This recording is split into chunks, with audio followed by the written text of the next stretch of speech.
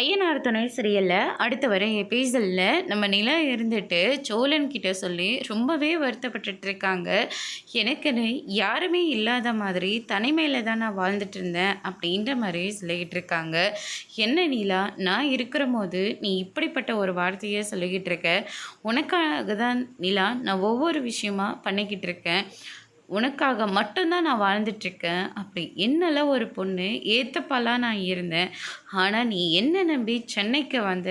ஆனால் உன்னை அடைஞ்சே தேரணும்னு சொல்லிட்டு உன்னை விட்டுறக்கூடாதுன்னு சொல்லி தான் உன்னை ஃப்ராடு பண்ணி தான் நான் கல்யாணம் பண்ணிக்கிட்டேன்.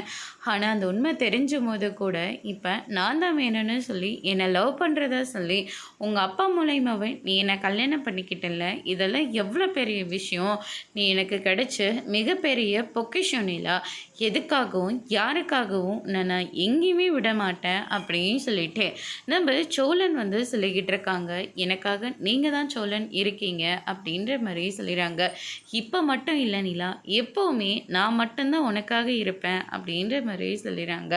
அதுக்கு அடுத்து தான் இந்த சைடு நம்ம மனோகர் இருந்துட்டு நிலாவை கூப்பிட்டது விஷயம் தேனுக்கு தெரிய வருது. தேன் இருந்துட்டு என்னங்க ஆச்சு, நிலா கிட்ட பேசுனீங்களா?